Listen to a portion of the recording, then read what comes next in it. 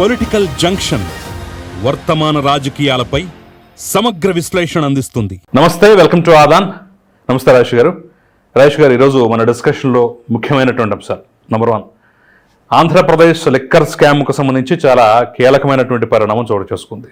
గోవిందప్ప బాలాజీ, అదేవిధంగా జగన్మోహన్ రెడ్డికి కళ్ళు ముక్కు చెవులు లాంటి ధనుంజయ రెడ్డి, కృష్ణమోహన్ రెడ్డి ఇద్దరికి మొత్తం ముగ్గురికి నోటీసులు ఇవ్వడం జరిగింది.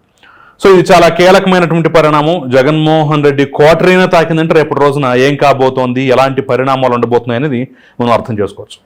దాంతోపాటుగా ఈడీ కూడా ఎంటర్ కాబోతున్నటువంటి తరుణాలు, అసలు ఈ కేసు ఏ తీరాలకు చేరే అవకాశం ఉంది, ఏం జరగబోతుంది అనేది మనం మొదటగా మాట్లాడే ప్రయత్నం చేద్దాం. ఇక ఆ తర్వాత నంబర్ 2, రెండో అంశంలోకి వెళ్ళినట్టయితే ఏపీపీఎస్సీలో రోజుకో దారుణం వెలుగు చూస్తోంది. నిన్న ఎవరో వెల్డర్ చేత పేపర్లో దిద్దించినటువంటి అంశం బయటపడితే ఈరోజు ఒక డ్రైవర్ భార్య చేత కూడా పేపర్లు దిద్దించారంట. అసలు ఏపీపీఎస్సీ ఏంటి, గ్రూప్ 1 పరీక్ష ఏంటి, అసలు ఏం జరుగుతోంది, ఎంత దారుణాలకు పాల్పడ్డారనేది మనం మాట్లాడే ప్రయత్నం చేద్దాం. అట్ ద సేమ్ టైం అసలు మరి ఈ కేసు భవిష్యత్తు కూడా ఏం కాబోతుంది అనేది కూడా చర్చించే ప్రయత్నం చేద్దాం. ఇక నంబర్ 3, చాలా ముఖ్యమైనటువంటి అంశం. యుద్ధం ముంగిట దేశం ఉన్నటువంటి తరుణంలో మీడియాలో కొంతమంది జర్నలిస్టులు చేస్తున్న అతి కానీ, మీడియా ఛానల్స్ చూపిస్తున్నటువంటి వార్తలు కానివ్వండి, నిజంగా చర్చనీయాంశం అవుతున్నాయి, విమర్శల పాలవుతున్నాయి. అంటే పర్టికులర్గా కొంతమంది పేర్లు పెట్టి మరి మనం మాట్లాడుకోవాల్సిన పరిస్థితి. చాలా ఫేక్ అంశాలు, ఫేక్ న్యూస్లు, రకరకాల వ్యాఖ్యానాలు, సొంత పైత్యం మొత్తాన్ని ప్రజల మీద రుద్దే ప్రయత్నం, ప్రజల్లో భయాందోళన పుట్టించే ప్రయత్నం చేస్తున్న నేపథ్యంలో కొన్ని టాపిక్స్ మాత్రం ఖచ్చితంగా మనం వెలికి తీసి మరీ మాట్లాడే ప్రయత్నం చేద్దాం. అసలు ఎలాంటి సందేశం, ఎలాంటి సంకేతం పంపించాలి ప్రభుత్వం కూడా అనేది చర్చించే ప్రయత్నం చేద్దాం. సో ఫస్ట్గా మనం లిక్కర్ స్కామ్లో నోటీసుల పర్వం, ఈ పరిణామాన్ని ఎలా చూడాలి, ఎలా అర్థం చేసుకోవాలి? ఇప్పుడు వాస్తవంగా ఈ ధనుంజయ రెడ్డి ఐఏఎస్ అధికారి, అవును, కృష్ణమోహన్ రెడ్డి కూడా గవర్నమెంట్ సర్వీస్లో నుంచి వచ్చి ఇవాళ విజయమ్మ గారికి కొన్నాళ్ళు, జగన్మోహన్ రెడ్డి గారికి కొన్నాళ్ళు, ఓఎస్డీగా చాలా సంవత్సరాల నుంచి ఆ కుటుంబానికి సన్నిహితుడిగా మారిపోయాడు. వాస్తవంగా వివేకానంద రెడ్డి గారి హత్య జరిగినాడు సిబిఐ ఇతన్ని విచారించడానికి పిలిచింది కృష్ణమోహన్ రెడ్డిని. కడప సెంట్రల్ జైల్లో సిబిఐ వాళ్ళు క్యాంప్ ఆఫీస్ పెట్టుకొని అక్కడికి పిలిచి విచారిస్తూ ఉన్నారు అందరినీ. అక్కడికి విచారణకి వెళ్ళిన కృష్ణమోహన్ రెడ్డిని విచారణ పూర్తయి బయటకు వచ్చిన తర్వాత చీఫ్ సెక్రటరీ హోదాలో ఉన్న జవహర్ రెడ్డి ఆయన కారులో ఎక్కించుకొని వెళ్ళాడు. అవును, అంటే ఎంతటి ప్రాధాన్యత ఇస్తూ ఉన్నారు. చీఫ్ సెక్రటరీ హోదాలో ఉండి ఒక హత్య కేసు విచారణ ఇతను చేయించాడని చెప్పని మనం చెప్పట్లా, కానీ ఒక హత్య కేసు విచారణకి హాజరైన వ్యక్తిని నువ్వే పిక్ చేసుకోవాలా? అదే కదా. అంటే ఒకవేళ మీది కడప జిల్లా అయినా సరే, రాజశేఖర రెడ్డి గారు మిమ్మల్ని ఏరుకోరి చీఫ్ సెక్రటరీగా ఎంపిక చేసుకున్నా సరే, జగన్మోహన్ రెడ్డి గారు మిమ్మల్ని ఏరుకోరి చీఫ్ సెక్రటరీగా ఎంపిక చేసుకున్నా సరే, ఇవాళ మాంసం తింటున్నాము అని చెప్పని ఎముకలు మెడలో కట్టుకొని తిరగొద్దు అని చెప్పని అంటారు కదా. ఇవాళ ఎంత జగన్మోహన్ రెడ్డి పట్ల లాయల్టీ ప్రదర్శిస్తే మాత్రం ఇంత బరితెగింపు వ్యవహార శైలి కనపరచడం అనేది వాళ్ళకే చెల్లింది ఆ రోజున. ఇవాళ ధనుంజయ రెడ్డి, కృష్ణమోహన్ రెడ్డి, గోవిందప్ప బాలాజీ మీరు ప్రస్తావించినట్టుగానే ఇరువురు, ధనుంజయ రెడ్డి, కృష్ణమోహన్ రెడ్డి 24 గంటలు జగన్మోహన్ రెడ్డి గారితో అనుసరించి ఉండేవాళ్ళు. ఆయనకు సంబంధించి అటు ప్రభుత్వంలోనూ ఇటు పార్టీ పరమైన వ్యవహారాల్లో కూడా వాళ్లే కీలకంగా వ్యవహరించారు. ఎందుకంటే టికెట్లు కేటాయింపు ఎవరికి చెయ్యాలి చెయ్యొద్దు అనేది కూడా ధనుంజయ రెడ్డి స్థాయిలోనే స్క్రీనింగ్ జరిగిపోయింది. చాలా మందికి ధనుంజయ రెడ్డిని దర్శనం చేసుకుంటేనే జగన్మోహన్ రెడ్డి గారి దర్శనం జరిగిపోయినట్టుగా ఫీల్ అవ్వాల్సిన పరిస్థితులు గత కొన్నాళ్లుగా. ఇటువంటి స్థితిలో ఈ మద్యం కుంభకోణం విషయంలో వీళ్ళ ప్రమేయం ఉంది అనేది రాజకాశ్ రెడ్డిని విచారించిన తర్వాత, రాజకాశ్ రెడ్డి ద్వారా నిర్వహణ జరిగిన ఈ అంటే మామూళ్ళ ద్వారా వసూలైన డబ్బు ఈ కొరియరు అంటే క్యాష్ కొరియర్లు, క్యాష్ హ్యాండ్లర్స్, మేనేజర్స్, ఈ వ్యవస్థలో అంతిమంగా ఈ నగదు చేరింది భారతి గారి ఆడిటింగ్ వ్యవహారాలు, భారతి గారికి సంబంధించిన ఆర్థిక వ్యవహారాలు నిర్వహణ చూసే Bharathi Cement permanent director Govindappa Balaji, అలాగే ధనుంజయ రెడ్డి, కృష్ణమోహన్ రెడ్డి వీళ్ళ వరకు చేరింది అని చెప్పని, ఆ తర్వాత ఏం జరిగిందో నాకు తెలియదు అని చెప్పని రాజకాశ్ రెడ్డి కూడా చెప్తా ఉన్నాడు. అంటే వీళ్ళ వరకు చేరింది అనేది అతను కూడా ఎకనాలజీ చేస్తా ఉన్నాడు. అదే సందర్భంలో ఈ దానికి సంబంధించిన పూర్తి సాక్ష్యాధారాలు సిట్ కూడా సేకరించింది. ఇటువంటి సందర్భంలో మరి ఆల్రెడీ కొన్ని వేల కోట్ల రూపాయల అనుమానాస్పద లావాదేవీలు కనిపిస్తా ఉన్నాయి. షెల్ కంపెనీల్లో పెట్టుబడులు పెట్టినట్టుగా కనిపిస్తా ఉన్నాయి. కొన్ని రియల్ ఎస్టేట్ కంపెనీల్లో అన్ఈవెన్ ట్రాన్సాక్షన్స్ కనిపిస్తా ఉన్నాయి. వీటన్నిటి నేపథ్యంలో ఖచ్చితంగా ఈ డబ్బు మనీ లాండరింగ్ జరిగింది, మామూలు రూపంలో వసూలు చేసిన డబ్బుని వైట్ చేయించే ప్రాసెస్లో మనీ లాండరింగ్ పాల్పడ్డారు అనేది కూడా నిర్ధారణ అవుతోంది. కాబట్టే ఎన్ఫోర్స్మెంట్ డైరెక్టరేట్ కూడా అడుగు పెడతా ఉంది. ఎన్ఫోర్స్మెంట్ డైరెక్టరేట్ని కూడా చాలా వ్యూహాత్మకంగా ప్రభుత్వమే ఆహ్వానించినట్టయింది ఇప్పుడు. ఎందుకంటే ఇక్కడ సిట్కి విచారణ పరిధి ఉంటుంది. ఆంధ్రప్రదేశ్ రాష్ట్ర పోలీసు విభాగం ద్వారా ఏర్పాటు చేయబడ్డ సిట్కి ఆ విచారణ పరిధి ఒక స్థాయి వరకే ఉంటుంది. ఇవాళ ఎప్పుడైతే ఇన్ని వేల కోట్ల రూపాయల లావాదేవీలు ఇన్వాల్వ్ అయినాయి అని చెప్పని, ఇన్ని వేల కోట్ల రూపాయల వసూళ్లు జరిగాయి అని చెప్పని, ఇన్ని వేల కోట్ల రూపాయలలో నుంచి కొంత మొత్తం విదేశాలకు తరలించబడింది అని చెప్పని, కొంత మొత్తం వివిధ షెల్ కంపెనీల్లో పెట్టుబడి రూపంలో పెట్టారు అని చెప్పని, అలాగే కొన్ని జ్యువెలరీ షాపుల్లో బంగారం కొనుగోళ్లు పేరిట వేల కోట్ల రూపాయల ట్రాన్సాక్షన్స్ నమోదు చేయబడ్డాయి అని చెప్పని ఎప్పుడైతే వాస్తవాలు విచారణలో వెలుగులోకి వచ్చినాయో అక్కడ అంటే ఇంకా ఒక సర్టైన్ స్టేజ్ తర్వాత సిట్టు పరిధి దాటిపోయింది.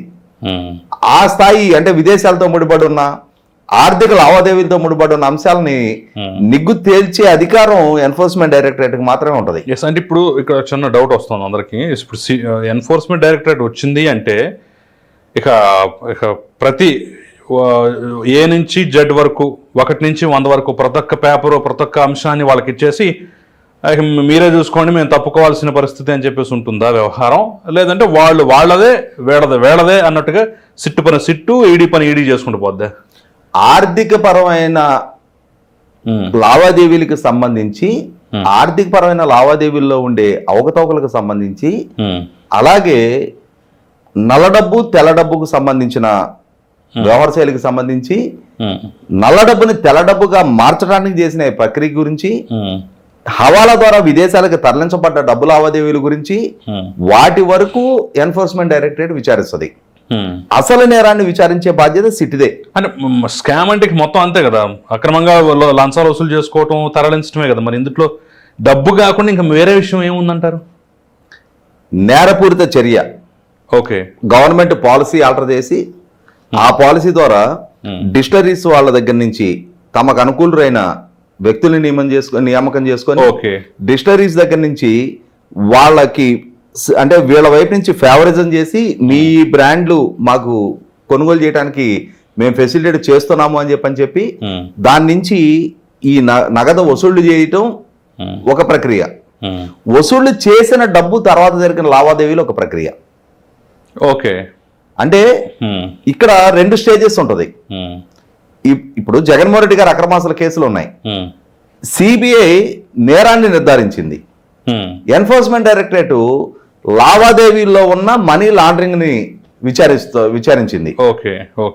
ఇవాళ ఇక్కడ జరిగింది కూడా అదే. ఇప్పుడు దాంట్లో ఏమైంది, కోల్కతాకు సంబంధించిన కంపెనీలు జగన్మోహన్ రెడ్డి గారి సంస్థల్లో పెట్టుబడులు పెట్టినట్టుగా చూపించారు. సూట్ కేస్ కంపెనీలో అంటే సూట్ కేస్ కంపెనీ అని ఏదంటారంటే చెప్తాను నేను ఇప్పుడు. అయితే సిబిఐ విచారణ చేసుకుంది, ఎవరిది కంపెనీ, ఎవరు ఈ కంపెనీలో పెట్టుబడి పెట్టింది అని చెప్పని విచారణ చేసుకుంటే ఏ కంపెనీలు అయితే జగన్మోహన్ రెడ్డి గారి సంస్థలో పెట్టుబడులు పెట్టినట్టుగా చూపించారో ఆ కంపెనీలు అన్ని కలిపి కలకటాలో ఒక అపార్ట్మెంట్ డబుల్ బెడ్రూమ్ ఫ్లాట్ లో రిజిస్టర్ అయ్యి ఉన్నాయి. సరే వీళ్ళు అక్కడికి వెళ్ళారు, వెళ్తే అది ఆ ఫ్లాట్ లాక్ చేస్తుంది. అంటే ఒక 15 సంవత్సరాల క్రితమే 80 కోట్ల రూపాయలు జగన్మోహన్ రెడ్డి గారికి సంబంధించిన సంస్థలో పెట్టుబడులు పెట్టినట్టుగా ఉంది. కనీసం ఒక టేబుల్ చైర్ కూడా లేదు ఆ ఫ్లాట్ లో. అవును. అంటే ఏంటి అక్కడ అప్పుడు దాన్ని ఇవి ఎగ్జిస్టెన్స్ లో ఉన్న కంపెనీలు కాదు, ఉమ్. అవి సూట్ కేస్ కంపెనీలు. ఇన్ ద సెన్స్ ఆ ఫైల్స్ మొత్తం ఫైల్లోనే ఆ కంపెనీలు ఉంటాయి, ఫిజికల్ గా ఉండవు. ఫిజికల్ గా ఉండవు. ఉమ్. సూట్ కేసుల్లో ఆ ఫైల్ క్యారీ అవుతా ఉంటాయి. అవును. ఆ. అంటే అటువంటి కంపెనీలు వాళ్ళకి స్తోమత ఎక్కడ ఉంది ఇక్కడ పెట్టుబడి పెట్టడానికి? అదే కదా. ఉమ్. వీళ్ళ నల్ల డబ్బునే ఆ కంపెనీల పేరిట చూపించి ఆ కంపెనీల ద్వారా ఇందులో పెట్టుబడి పెట్టినట్టుగా రూటైన్ చేశారు. అంటే అది మనీ లాండరింగ్ అనేది నిర్ధారణ అవుతా ఉంది. అలాగే ఇప్పుడు కూడా ఈ లావాదేవీల్లో కూడా జరిగిన అవకతవకలను నిర్ధారించడానికి ఎన్ఫోర్స్మెంట్ డైరెక్టరేట్ ఎంటర్ అయింది. ఉమ్. అంటే మనం ముందు అసలు డిబేట్ అవుతున్నాం. ఉమ్. ఎన్ఫోర్స్మెంట్ డైరెక్టరేట్ ఖచ్చితంగా లోతైన విచారణ జరిపి తీరుతుంది. Yes. ఎందుకంటే ఇవాళ ఉమ్. ఢిల్లీ మద్యం కుంభకోణం నిగ్గు తేల్చింది అరవింద్ కేజ్రీవాల్ గారి దగ్గర నుంచి కవిత గారి వరకు, కవిత గారి ఆడిటర్ గోరంట్ల బుచ్చిబాబు వరకు అరెస్ట్ చేసింది అభిషేక్ బోయినపల్లి, పిళ్ళయ్య లాంటి వాళ్ళందరినీ అరెస్ట్ చేసింది No. ఈడీ ద్వారానే, శరత్ చంద్రారెడ్డి.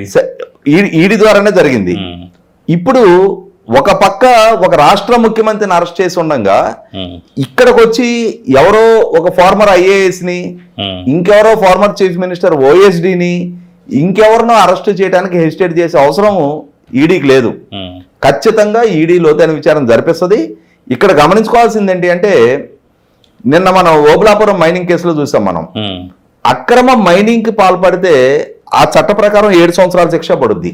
అవును. కానీ ఆ అక్రమ మైనింగ్ వల్ల సంపాదించిన డబ్బుని మనీ లాండరింగ్ చేయటం వల్ల మనీ లాండరింగ్ అనేది 10 సంవత్సరాల నుంచి యావజ్జీవ కారాగార శిక్ష పడుద్ది.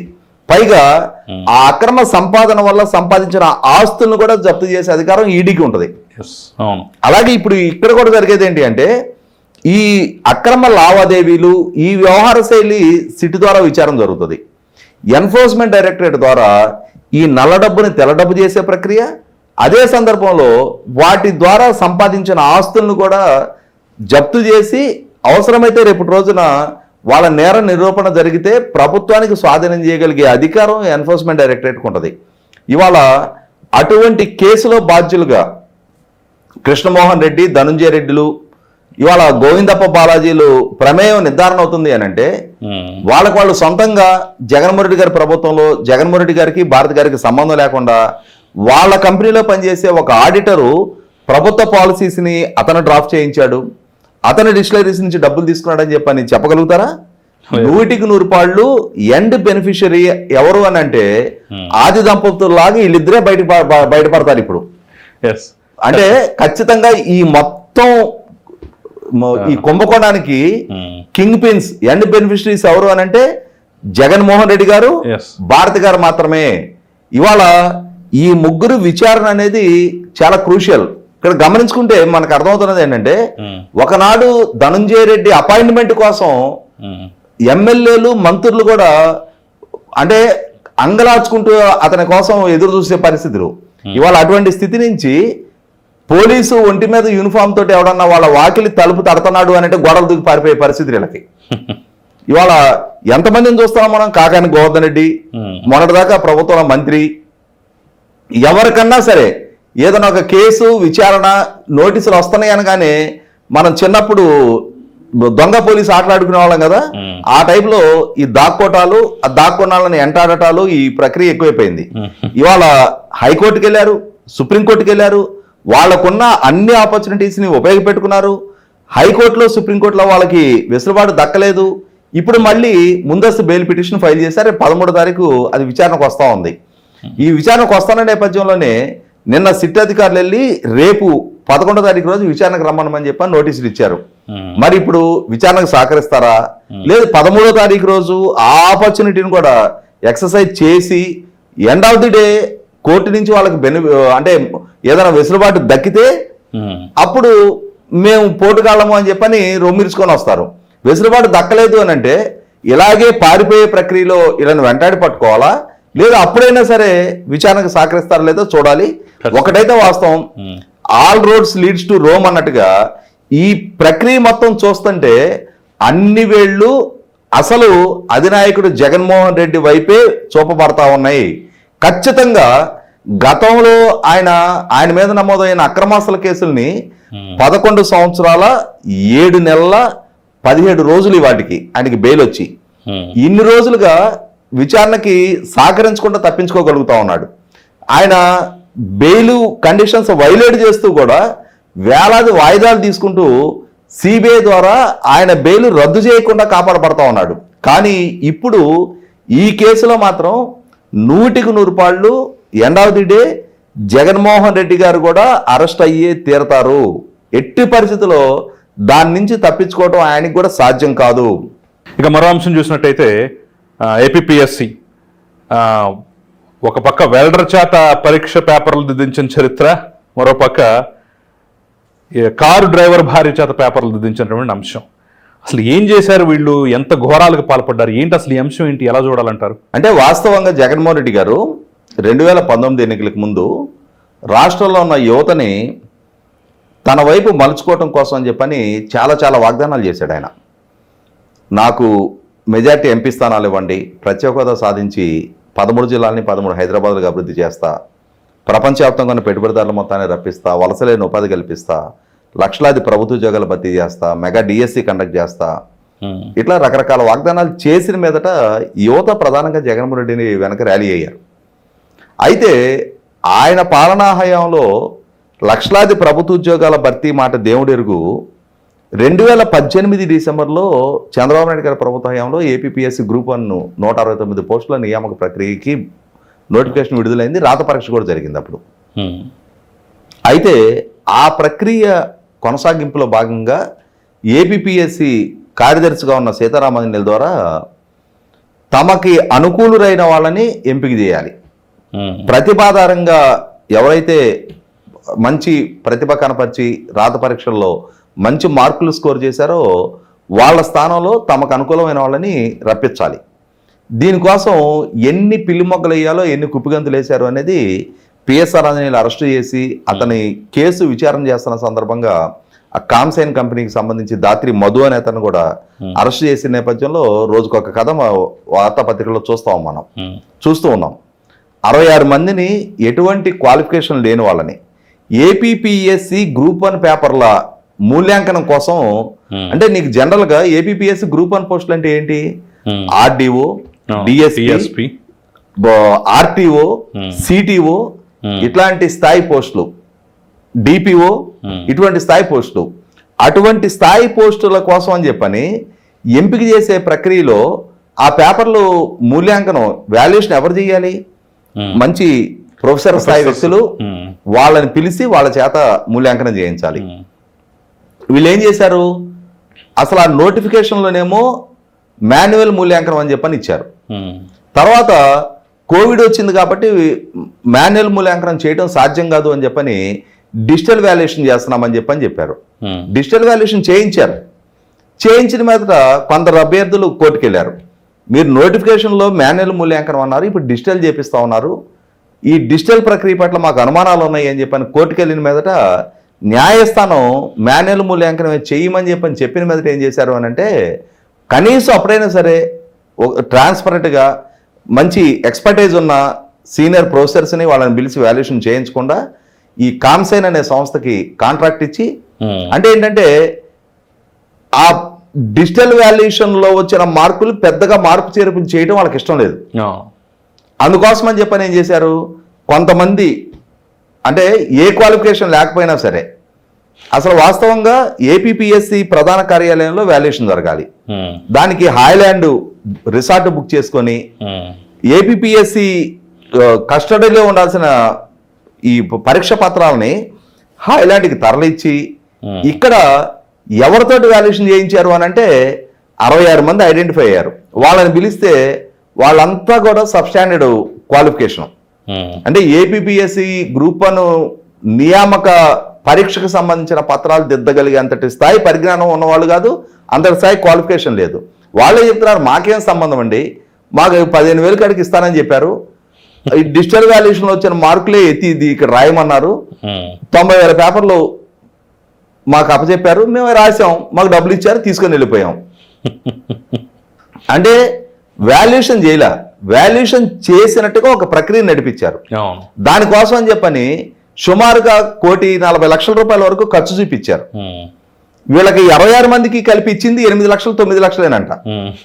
కానీ 1,40,00,000 ఖర్చు చూపించారు.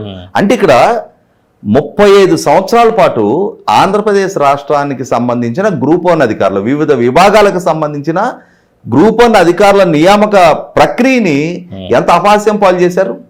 అంటే నేను అనుకోవటం బహుశా దేశంలోనే రికార్డ్ అయి ఉండొచ్చు ఈ విధంగా వెల్డర్ల చేత. ఇప్పుడు ఇది గనక పూర్తి స్థాయిలో బయటపడితే సెలెక్ట్ అయ్యి ఉద్యోగాలు ఉన్నటువంటి వాళ్ళ పరిస్థితి ఏంటంటారు?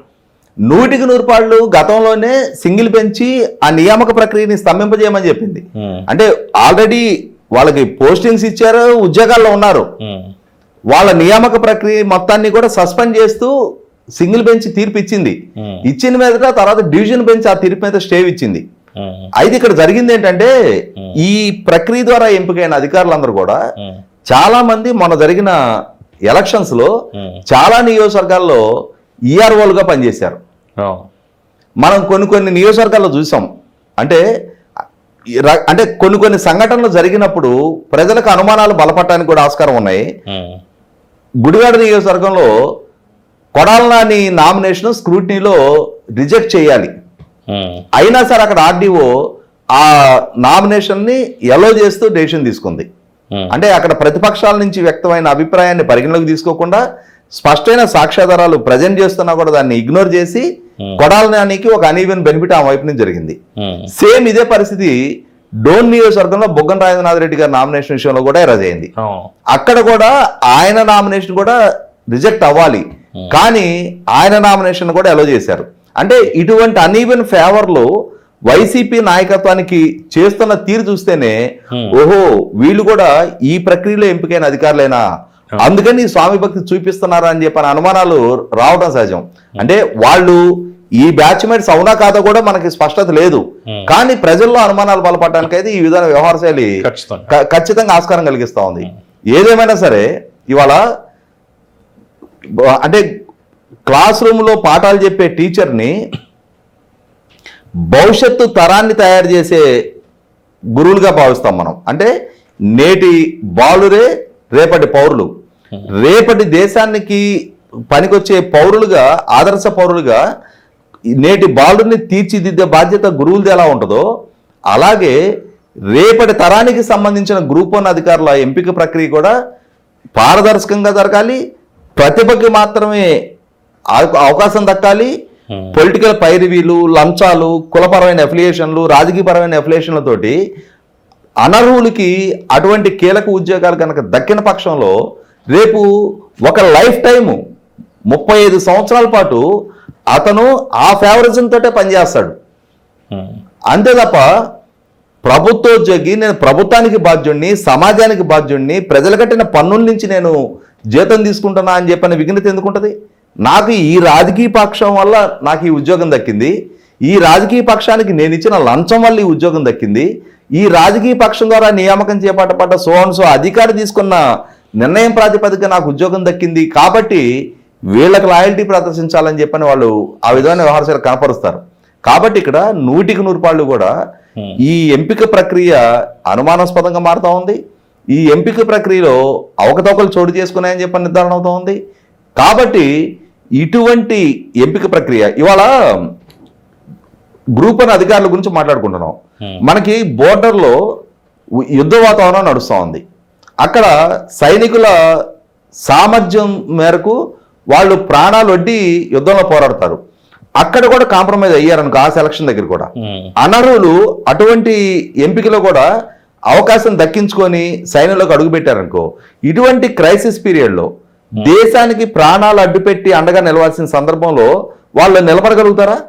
అంటే ఇవాళ బోర్డర్లో దేశాన్ని రక్షించాల్సిన దగ్గర కేవలం సామర్థ్యం ప్రాతిపదికగా ఎలా ప్రాధాన్యత ఇస్తామో, అంతర్గతంగా పాలనా వ్యవహారాల్లో కీలక విభాగాల్లో పనిచేసే అధికారుల ఎంపిక ప్రక్రియలో కూడా అదే విధమైన పారదర్శకత మెయింటైన్ జరగాలి, ప్రతిభకు మాత్రమే అవకాశం ఇవ్వాలి. అటువంటి దానికి ఆస్కారం లేకుండా ఈ విధమైన ఉల్లంఘనకు బాధ్యులైనప్పుడు 100% ఏ స్థాయి అధికారులైనా సరే అటువంటి ఉల్లంఘనకు పాల్పడ్డ వాళ్ళని కఠినంగా శిక్షించే తీరాలి. ఇక ఫైనల్గా అర్నాబ్ గోస్వామి ఇష్యూ కానివ్వండి, లేదంటే మనం చూసినటువంటి మీడియా ఫేక్ ప్రాపగాండా, దీన్ని ఎలా చూడాలి, ఎలా అర్థం చేసుకోవాలంటారు? నేను ఈరోజు ఉదయం 5 ఛానల్స్ చూడాల్సి వచ్చింది. అంటే ఒక దానిలో వస్తున్న వార్తకి రెండో దానిలో వస్తున్న వార్తకి మధ్య అసలు పొంతన ఉండటం వల్ల వాస్తవంగా మనకి ప్రభుత్వం వైపు నుంచి అధికారికంగా వస్తున్న సమాచారం ఏంటి, సోషల్ మీడియాలో కానీ అలాగే ప్రధాన స్రవంతి మీడియాలో అయినా సరే ఆర్మీ కదలికలకు సంబంధించి కానీ లేదు దాడులు ప్రతిదాడులకు సంబంధించి కూడా ప్రభుత్వం అధికారికంగా రక్షణ శాఖ ఎక్స్టర్నల్ అఫైర్స్ వాళ్ళ కోఆర్డినేషన్ తోటి ఒక ప్రెస్ మీట్ పెట్టి వివరాలు వెల్లడి చేస్తూ ఉన్నారు. అవును, వాటి ద్వారా కాకుండా మీ సొంత పాండిత్యాన్ని ప్రసారం చేయొద్దు అని చెప్తా ఉన్నారు. అవును, సోషల్ మీడియా వేదికగా కూడా ప్రచారం చేయొద్దు అని చెప్తా ఉన్నారు. కొన్ని మూమెంట్స్కి సంబంధించిన ఫోటోలు కానీ వీడియోలు కానీ తీయొద్దు అని చెప్తున్నారు. వాటిని ప్రచారం చేయొద్దు, పోస్ట్ చేయొద్దు అని చెప్తున్నారు. అయినా సరే కొన్ని సెన్సిటివ్ ఇష్యూస్, మిసైల్స్ ప్రయోగించినవి, మిసైల్స్ ల్యాండ్ అవుతున్నవి, మరి అవి నెట్లో నుంచి డౌన్లోడ్ చేసుకుంటున్నారా, ఇప్పటికిప్పుడు జరిగిన సంఘటనలా, ఇప్పటికిప్పుడు జరిగిన సంఘటనలు అయితే మరి మిగిలిన మీడియా మొత్తానికి రిపోర్ట్ అవ్వకుండా వీళ్ళ కొరకే ఎక్స్క్లూజివ్గా ఎట్లా దొరుకుతూ ఉన్నాయి? ఇవన్నీ కూడా కొంత అంటే ప్రజల్లో రకరకాల కన్ఫ్యూజన్స్ కారణమవుతా ఉన్నాయి. అసలు మొన్న రాత్రి ఎంత ఉద్రిక్తకరమైన ఉద్వేగమైన పరిస్థితులకు వెళ్ళిపోయాం మనం అందరూ. అవును, అసలు కరాచీ పోర్టు అయిపోయిందని, లాహోర్ మీద దాడి జరిగిందని, క్వెటా మీదని, అక్కడని ఎక్కడని 3 ఫైటర్ జట్లు కూల్చేశారు. అసలు నిజమేనో అనుకొని నమ్మితే నిద్రలేచి ఇవాళ ఏమవుతుందంటే ఇప్పుడు సహజంగా యుద్ధ సమయంలో కొంత సమాచారాన్ని తొక్కిపెడతారు. అంటే ప్రజలు భయాందోళనకు గురవుతారని కానీ కొన్ని క్యాజువాలిటీకి సంబంధించి తక్కువ చేసి చెప్తారు. ఒక 100 మంది చనిపోయారు అన్నట్టు 10 మంది చనిపోయారు అని చెప్తారు. అలాగే ప్రత్యర్థులకు సంబంధించి కూడా 10 మంది చనిపోయారు అని అంటే వాళ్ళని మొరాలిటీ దెబ్బతీయటం కోసం 100 మంది చనిపోయారని చెప్తారు. అంటే ఈ విధమైన ప్రచారాలు యుద్ధ సమయంలో మొదటి నుంచి జరుగుతూనే ఉన్నాయి. అయితే ఇప్పుడు మరీ ఏమైపోయిందంటే కొంత నియంత్రణ కూడా కోల్పోయి మరీ ఎక్స్ట్రీమ్కి చేరుతా ఉన్నాయి. అయితే ఇక్కడ గమనించుకోవాల్సింది ఏంటి అంటే దేశ రక్షణకు సంబంధించినప్పుడు దేశ సాయుధ బలగాలు, ఆర్మ్డ్ ఫోర్సెస్, ఆర్మీ అయినా నేవీ అయినా ఎయిర్ ఫోర్సు దేశ రక్షణ నిమిత్తం వాళ్ళ ఆపరేషన్స్లో ఎంగేజ్ అయ్యి ఉన్నప్పుడు రాజకీయాలకు అతీతంగా, ప్రాంతాలకు అతీతంగా, మతాలు కులాలకు అతీతంగా 140 కోట్ల మంది ప్రజలు కూడా ప్రభుత్వానికి సాయుధ బలగాలకి సంఘీభావం వ్యక్తం చేస్తూ ఉన్నారు. రాజకీయంగా నరేంద్ర మోడీ గారితో వేరే సందర్భాల్లో విభేదించే రాజకీయ పక్షాలు కూడా, నరేంద్ర మోడీ గారి రాజకీయ విధానాలను విమర్శించే వాళ్ళు కూడా ఈ సందర్భంలో దేశ రక్షణ రీత్యా ఆయన ప్రభుత్వ పరంగా తీసుకుంటున్న చర్యలకి ఎటువంటి సస్పెషన్లకు ఆస్కారం లేకుండా మద్దతు తెలుపుతూ ఉన్నారు. అఖిలపక్ష సమావేశాలు లాంటివి జరుగుతూ ఉన్నాయి. ఒకవేళ వాళ్ళు ఏదైనా భావ వ్యక్తీకరణ చేయాలి అనుకున్నా క్లోజ్డ్ రూములో అక్కడ వాళ్ళు మాట్లాడతారు తప్ప మీడియా ముందుకు వచ్చి ప్రభుత్వ మొరాలిటీ దెబ్బతీసే విధమైన ప్రకటనలు ఏ రాజకీయ పక్షం వైపు నుంచి జరగట్లా. అయితే ఇక్కడ కొంత మీడియా అత్యుత్సాహ ప్రదర్శన కూడా, ఇది అత్యుత్సాహ ప్రదర్శన అంటానికి కూడా కాదు, బాధ్యత రాహిత్యపు ప్రదర్శన కొన్ని మీడియా సంస్థల వైపు నుంచి జరుగుతుంది. నేను మొన్న night republic TV Arnav Goswami debate చూశాను నేను. ఆ రోజు కేంద్ర రక్షణ శాఖ మంత్రి రాజ్నాథ్ సింగ్ గారి ఆధ్వర్యంలో అన్ని రాజకీయ పక్షాలకి సంబంధించిన ప్రతినిధుల్ని వారు అఖిలపక్ష సమావేశానికి ఆహ్వానించి అంతకు ముందు రోజు జరిగిన అంటే టెర్రరిస్టు శిబిరాల మీద జరిగిన దాడి గురించి వారికి వివరించి చెప్పడం జరిగింది.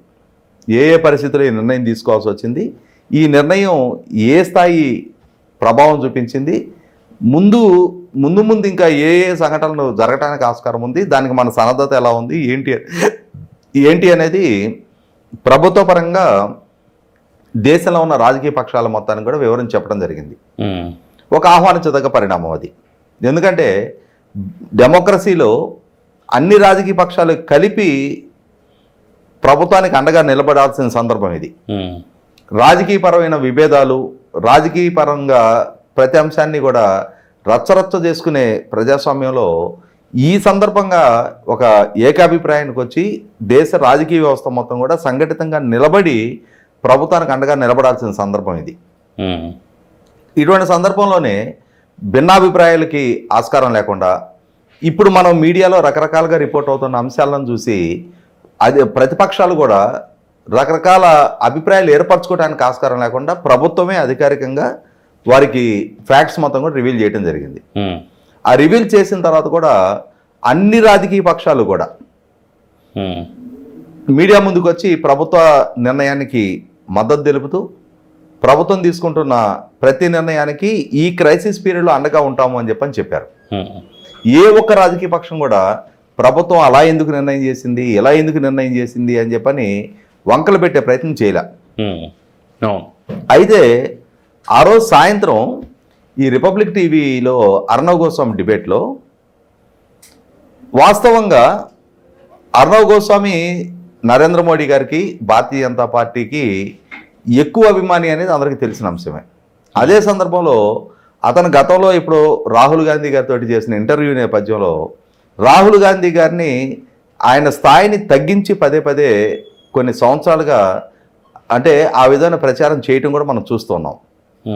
మొన్న రాహుల్ గాంధీ గారు, మల్లికార్జున ఖర్గే గారు ఇరువురు కూడా ఒకరు లోక్సభలో ప్రతిపక్ష నాయకుడు, ఒకరు రాజ్యసభలో ప్రతిపక్ష నాయకుడు.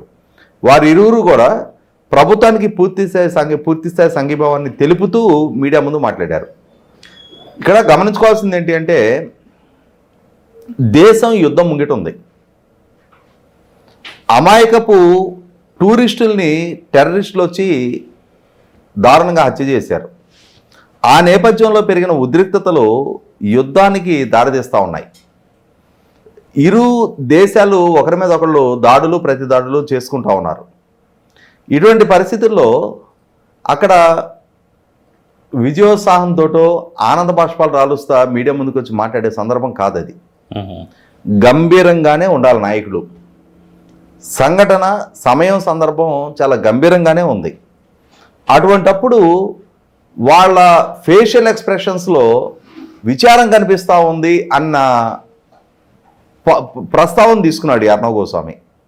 తీసుకొని పాకిస్తాన్ని దెబ్బకొట్టడం అనేది, పాకిస్తాన్లో ఉన్న ఈ మిలిటెంట్ మోకల శిక్షణా శిబిరాల మీద దాడి చేసి వాటి ఇన్ఫ్రాస్ట్రక్చర్ దెబ్బతీయటం అనేది రాహుల్ గాంధీకి, మల్లికార్జున ఖర్గే గారికి ఇష్టం లేదు. ఇష్టం లేదు కాబట్టి వాళ్ళు చూసారా ఎంత విచారంగా వాళ్ళ మొహం పెట్టారో. అంటే ఇక్కడ వాళ్ళు వ్యక్తం చేసిన అభిప్రాయానికి విలువిస్తున్నాడా, వాళ్ళ బాడీ లాంగ్వేజు, ఆ బాడీ లాంగ్వేజ్ని ఇతనే ఇంటర్ప్రిట్ చేసుకొని వాళ్ళు పాకిస్తాన్ని, భారతదేశం దెబ్బ కొట్టడం పట్ల వీళ్ళు విచారం వ్యక్తం చేస్తూ ఉన్నారు. అంటే పాకిస్తాన్కి మద్దతుదారులుగా వీళ్ళని చిత్రీకరించే ప్రయత్నం చేయడం అనేది 100% ఆక్షేపణీయం. అది అతను మాట్లాడుతున్నది లోక్సభలో ప్రధాన ప్రతిపక్ష నాయకుడి గురించి. నాకు తెలిసి 5వసారి ఇప్పుడు రాహుల్ గాంధీ గారు లోక్సభకు ప్రాతినిధ్యం వహిస్తూ ఉన్నారు. మల్లికార్జున ఖర్గే గారు 5-6 దశాబ్దాలుగా క్రియాశీలక రాజకీయాల్లో ఉన్నారు ఆయన. అటువంటి నాయకులను పట్టుకొని రాజకీయంగా నరేంద్ర మోడీ గారితో విభేదించే పార్టీ అయిన మాత్రాన వాళ్ళని పాకిస్తాన్కి మద్దతుదారులుగా, అంటే పాకిస్తాన్కి యుద్ధ సమయంలో భారతదేశానికి శత్రుపక్షంగా ఉన్న పాకిస్తాన్కి మద్దతుదారులుగా వాళ్ళని చిత్రీకరించడం అని అంటే ఒక రకంగా వాళ్ళని దేశద్రోహులుగా ముద్రేసినట్టే కదా. ఖచ్చితంగా. ఏం హక్కు ఉంది అర్ణవ్ గోస్వామికి ఆ విధమైన ముద్ర వేయడానికి? ఇవాళ దేశం సంఘటితంగా నిలబడి నరేంద్ర మోడీ గారు ప్రధానమంత్రిగా ఆయన తీసుకుంటున్న నిర్ణయాలకి మద్దతు తెలుపుతూ ఉన్నారు. కాంగ్రెస్ పార్టీ నాయకత్వం కూడా మద్దతు తెలుపుతూ ఉంది. నరేంద్ర మోడీ గారికి, కాంగ్రెస్ పార్టీకి రాజకీయ విభేదాలుంటే అవి రాజకీయంగా వాటిని ఒకరికొకరు పోటీపడి హ్యాండిల్ చేసుకోవడానికి ఇంకా వేరే బోల్డ్ సందర్భాలు ఉన్నాయి. అవును.